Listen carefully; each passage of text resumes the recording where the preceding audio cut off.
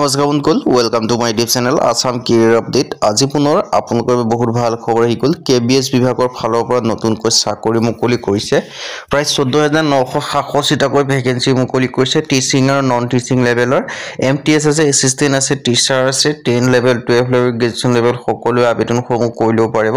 চ' কেনেদৰে আবেদনসমূহ কৰিব পাৰিব, কোনটো পদৰ ক্ষেত্ৰত কিমানকৈ স্ক'য়াৰ বিচাৰিছে, কোৱালিফিকেশ্যন বিচাৰিছে, চিলেকশ্যন প্ৰচিডিউৰ বিচাৰিছে, অৰ্হতা কিমান বিচাৰিছে, সকলোখিনি কথা এই ভিডিঅ'ত আলোচনা কৰা হ'ব। সো যদি ভিডিওটো ভাল পায় ভিডিও লাইক কৰিব পাৰে, লগতে চেনেলটো সাবস্ক্ৰাইব কৰিব পাৰে। এনেকুৱা ভিডিও প্ৰতিদিনে পাই থাকিব আৰু মোৰ হোৱাটছআপ চেনেল ভিডিও ডেসক্ৰিপচনত দিয়া আছে, তাত গৈ ফলোটো কৰি দিব পাৰে। তেতিয়া আপোনালোকে ডেইলি জবৰ আপডেটসমূহ পাই থাকিব পাৰিব। আৰু ভিডিওটো যিমান পাৰে সিমান শ্বেয়াৰ কৰি দিয়ক, যাতে সকলো বন্ধুৱে ডেইলি জবৰ আপডেটসমূহ পাই থাকিব পাৰে। আহক আজি ভিডিও আৰম্ভ কৰোঁ। ইয়াত আপোনালোকে দেখি পাইছে কেভিএছ মানে হৈছে কেন্দ্ৰীয় বিদ্যালয় সংগঠন, তাৰ পৰা ভেকেঞ্চি মুকলি কৰিছে। আৰু এনভিএছৰ পৰা নৱোদয় বিদ্যালয় সংগঠনৰ ফালৰ পৰা 14,967টা ভেকেঞ্চি মুকলি কৰিছে। টিচিং আৰু নন টিচিং লেভেলৰ মানে শিক্ষকৰ টিচাৰৰ ভেকেঞ্চি আৰু নন টিচিং এছিষ্টেণ্ট আপোনালোকৰ MTS গ্ৰেড 3 গ্ৰেড 4 এনেকুৱা ভেকেঞ্চিও আপোনালোকে দেখিবলৈ পাব। চ' যদি ভিডিওটো ভাল পায় ভিডিও লাইক কৰিব, লগতে চেনেলটো ছাবস্ক্ৰাইব কৰি দিব। মই কিছুদিন আগত ইয়াৰ ওপৰত ভিডিও এটা বনাইছিল যে কেবিএছৰ ফালৰ পৰা ডাঙৰ ৰিক্ৰুটমেণ্ট আহিবলগীয়া আছে। চ' আজি ফাইনেলি সেই ৰিক্ৰুটমেণ্টটো আপোনালোকৰ আহি গ'ল। চ' এপ্লাইসমূহ বৰ্তমান চলি আছে, আপোনালোকে এপ্লাইসমূহ কৰি ল'ব পাৰিব কেবিএছ আৰু এনবিএছ ৰিক্ৰুটমেণ্টৰ ফালৰ পৰা, কেন্দ্ৰীয় বিদ্যালয় সংগঠন কেবিএছৰ ফালৰ পৰা। আৰু ভেকেঞ্চিখিনি কি আছে মই জনাই দিছোঁ। মাল্টিটাস্কিং ষ্টাফ MTSৰ ভেকেঞ্চি আছে, ফাইনেন্স অফিচাৰৰ ভেকেঞ্চি আছে, জুনিয়ৰ ছেক্ৰেটাৰী এছিষ্টেণ্টৰ আছে, এছিষ্টেণ্ট কমিশ্যনাৰ ভেকেঞ্চিও দেখিবলৈ পাব, এডমিনিষ্ট্ৰেটিভ অফিচাৰৰ ভেকেঞ্চিও দেখিবলৈ পাব, লাইব্ৰেৰিয়ানৰ ভেকেঞ্চিও দেখিবলৈ পাব, এছিষ্টেণ্ট ইঞ্জিনিয়াৰ ভেকেঞ্চিও দেখিবলৈ পাব। মানে 10 পাছ 12 পাছ ডিগ্ৰী পাছ লেভেলৰ গোটেইখিনি আপোনালোকে ভেকেঞ্চি দেখিবলৈ পাব। চ' আপোনালোকে যিটোতে ইণ্টাৰেষ্টেড হ'ব, যিটোতে আপোনালোকে ইলিজিবল হ'ব, সেইটোতে আপোনালোকে আবেদনসমূহ কৰি ল'ব পাৰিব। এটা ডাঙৰ ৰিক্ৰুটমেণ্ট, এটা ডাঙৰ সুবিধা আপোনালোকৰ আহি গৈছে। চ' এই সুবিধাটো আৰু ৰিক্ৰুটমেণ্টটো আপোনালোকে গ্ৰহণ কৰি আপোনালোকে যদি বৰ্তমানলৈকে আবেদনসমূহ কৰা নাই, আপোনালোকে আবেদনসমূহ কৰি লওক। এটা ভাল সুযোগ সুবিধা আপোনালোকৰ বাবে আহি গ'ল। মাল্টিটাস্কিং ষ্টাফৰ পৰা আদি কৰি বহুখিনি ভেকেঞ্চি আপোনালোকৰ বাবে মুকলি কৰিছে। টোটেল পোষ্ট আপোনালোকৰ ভেৰিয়াছ দেখিবলৈ পাব। এপ্লাই মডটো আপোনালোকে অনলাইন যোগে কৰিব লাগিব। হু কেন এপ্লাই, অল ইণ্ডিয়া মেল হওক ফিমেল হওক সকলোৱে আবেদনসমূহ কৰি ল'ব পাৰিব। যে মেল হ'লে নোৱাৰিব বা ফিমেল হ'লে নোৱাৰিব বুলি কোনো কথা নাই, মেল ফিমেল সকলোৱে কৰিব পাৰিব। অল ইণ্ডিয়া কেণ্ডিডেটে ভেকেঞ্চিখিনিৰ ক্ষেত্ৰত আবেদনসমূহ কৰি ল'ব পাৰে।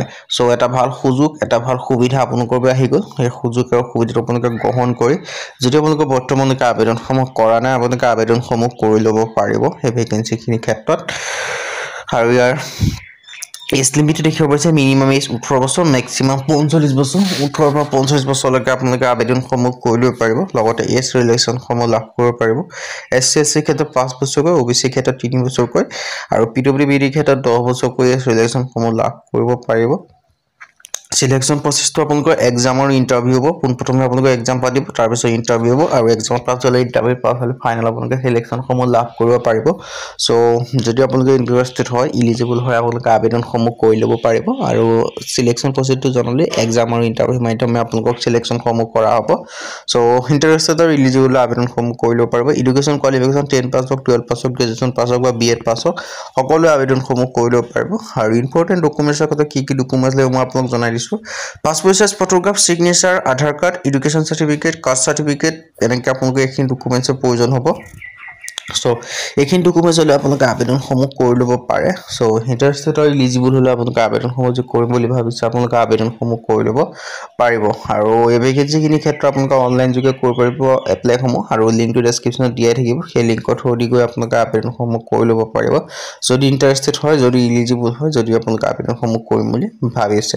সকলোখিনিৰ কাৰণে আপোনালোকে ভাল সুযোগ সুবিধা আপোনালোকৰ বাবে আহি গ'ল। সুযোগ আৰু সুবিধাটো আপোনালোকে গ্ৰহণ কৰি আপোনালোকে আবেদনসমূহ কৰি ল'ব পাৰিব। হাউ টু এপ্লাই, ইয়াৰ ক্ষেত্ৰত আপোনালোকে অনলাইন যোগে কৰিব লাগিব। লিংক ডেছক্ৰিপশ্যনতে আছে, সেই লিংকৰ থ্ৰুদি গৈ আপোনালোকে আবেদনসমূহ কৰিব পাৰিব। 14 নৱেম্বৰৰ পৰা আবেদনসমূহ ষ্টাৰ্ট হৈছে। 4 ডিচেম্বৰ লাষ্ট ডেট হৈছে, তাৰ আগতে আপোনালোকে আবেদনসমূহ কৰি ল'ব লাগিব। আজি ভিডিঅ' ইমানে। যদি ভিডিঅ' ভাল পায় লাইক কৰিব পাৰে, লগৰ চেনেলটো ছাবস্ক্ৰাইব কৰিব পাৰে। এনেকুৱা ভিডিঅ'সমূহ প্ৰতিদিনে পাই থাকিব। আৰু মোৰ হোৱাটছআপ চেনেল ভিডিঅ' ডেছক্ৰিপশ্যনত দিয়া আছে, তাত গৈ ফলোটো কৰি দিব পাৰে। তেতিয়া আপোনালোকে ডেইলি জবৰ আপডেটসমূহ পাই থাকিব পাৰিব। আৰু ভিডিঅ'টো যিমান পাৰে সিমান শ্বেয়াৰ কৰি দিওঁ, যাতে সকলোৱে ডেইলি জবৰ আপডেটসমূহ পাই থাকিব পাৰে। আজিলৈ ভিডিঅ'টো লগ পাম।